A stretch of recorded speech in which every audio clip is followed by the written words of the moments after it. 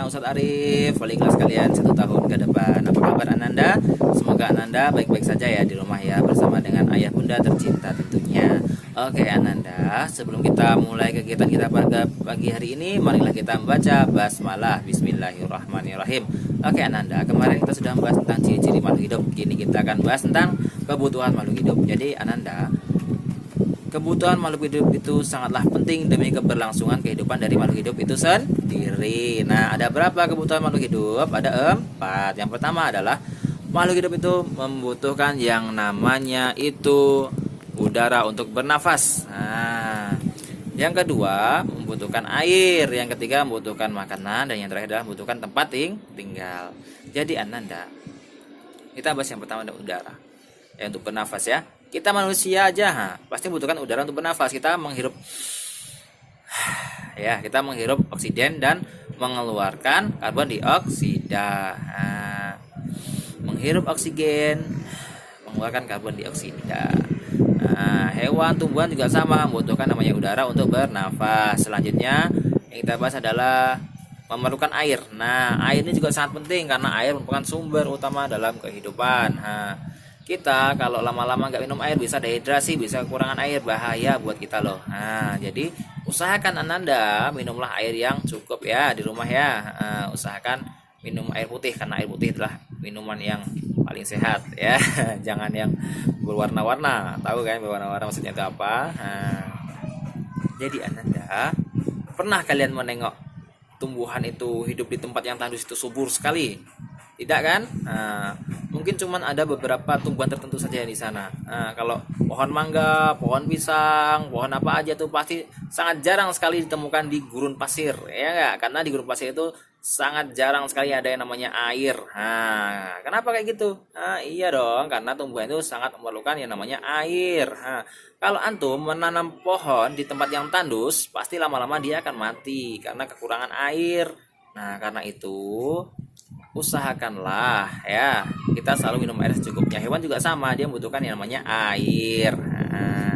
Selanjutnya kita membahas tentang kebutuhan yang ketiga, yaitu apa? Makanan. Nah, makanan ini sangatlah penting untuk keberlangsungan makhluk hidup. Kita manusia ya, kita manusia ini membutuhkan makanan. Nah, seperti apa? Nasi, sayur mayur, kemudian apa? Daging. Apalagi lauk pauk ya ada.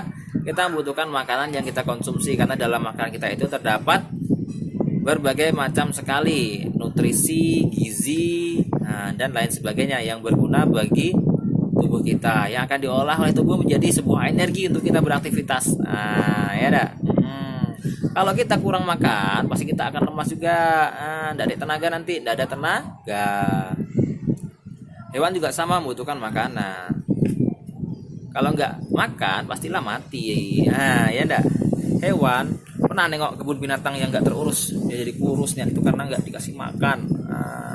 Saya pernah nengok tuh di TV tuh, ada yang di mana satu batu, ada kebun binatang yang binatang-binatangnya itu sangat kurus sekali, nampak tulangnya. Ternyata dia kurang diperhatikan, makanannya kurang. Jadi bahaya kalau kekurangan makanan. Jadi usahakan makan 3 kali dalam sehari ya. Tumbuhan juga membutuhkan makanan, tapi dia dengan menggunakan proses fotosintesis membuat makanan sendiri ya. Selanjutnya kita membutuhkan yang namanya tempat tinggal. Nah, kita membutuhkan namanya tempat tinggal itu apa? Rumah. Untuk berlindung dari cahaya matahari yang sangat panas, untuk berlindung dari hujan yang sangat lebat, untuk berlindung dari yang namanya itu hewan-hewan yang berbahaya seperti ular atau dan lain sebagainya. Hewan juga sama membutuhkan tempat tinggal. Kalau singa tempat tinggalnya di mana? Di hutan yang penuh dengan hewan-hewan herbivora atau pemakan itu tumbuh-tumbuhan ya, seperti sapi. Jadi singa kan makannya daging tuh. Jadi kalau ada sapi ya dimakan dia tuh. Jadi singa itu biasanya berada di hutan. Karena di sana banyak sekali terdapat hewan-hewan yang bisa menjadi makanan dia sehari-hari. Tumbuhan juga sama membutuhkan tempat yang subur untuk tinggal.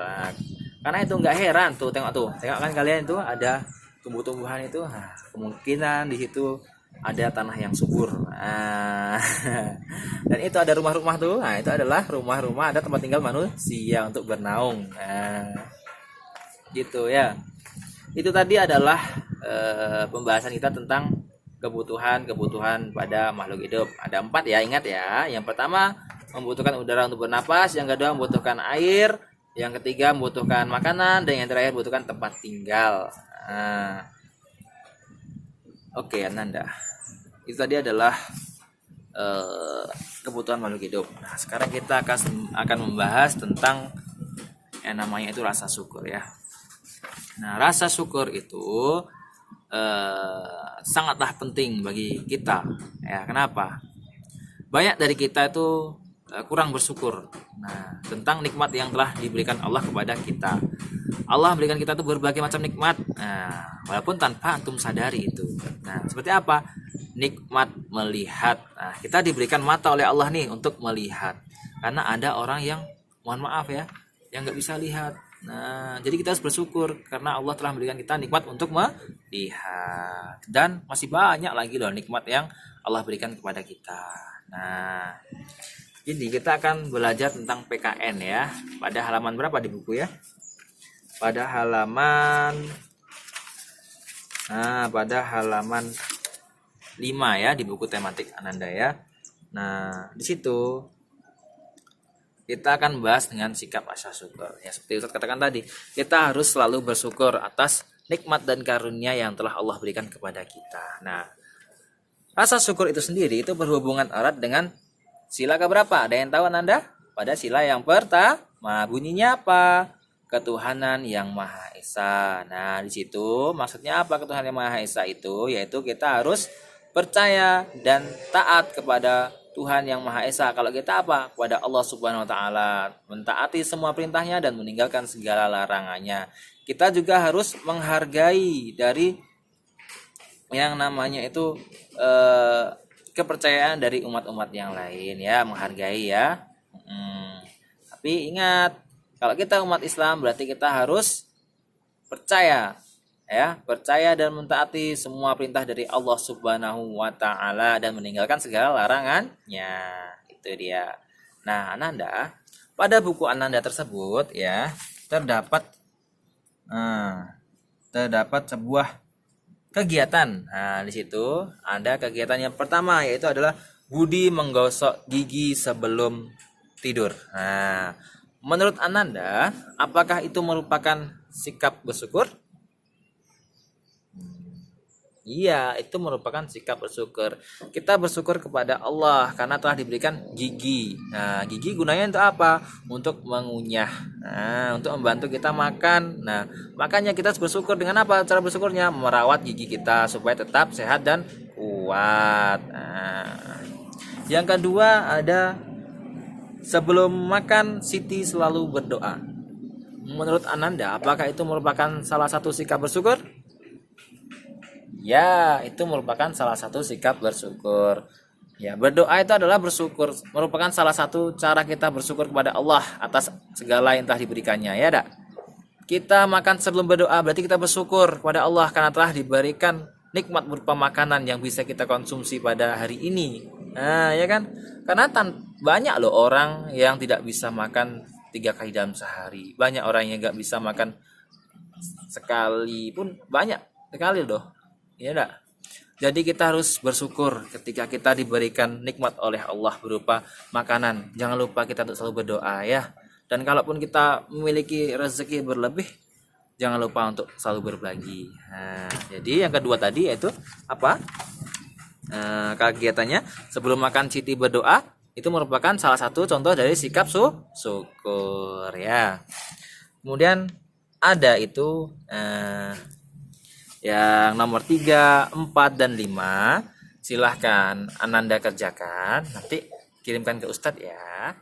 Oke Ananda, tadi kita sudah membahas tentang kebutuhan makhluk hidup. Nah, sekarang kita akan bahas tentang olahraga ya. Ada yang masih ingat manfaat dari olahraga itu apa aja? Syada? Oke, jadi manfaat dari olahraga yang pertama adalah menjaga tubuh kita agar selalu sehat. Yang kedua, mengurangi stres ya, stres. Nah, jadi mengurangi stres. Yang ketiga adalah meningkatkan daya ingat. Nah, yang keempat, mencegah obesitas. Nah, obesitas, tahu obesitas?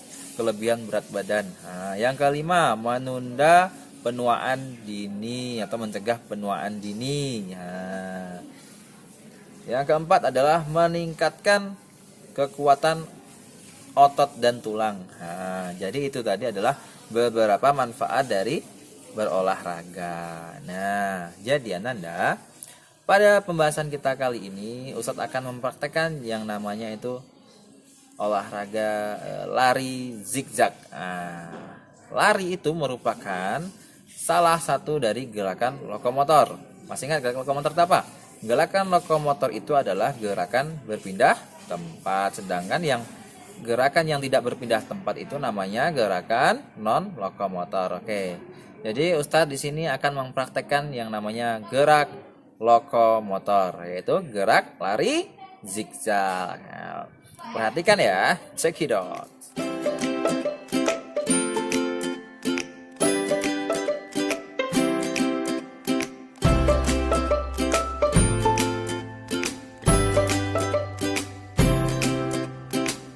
Ya Ananda, itu adalah materi kita pada pagi hari ini. Nah, ya. Jadi kalau misalnya ada yang kurang paham, silahkan WA Ustadz tunggu ya. Assalamualaikum Ananda.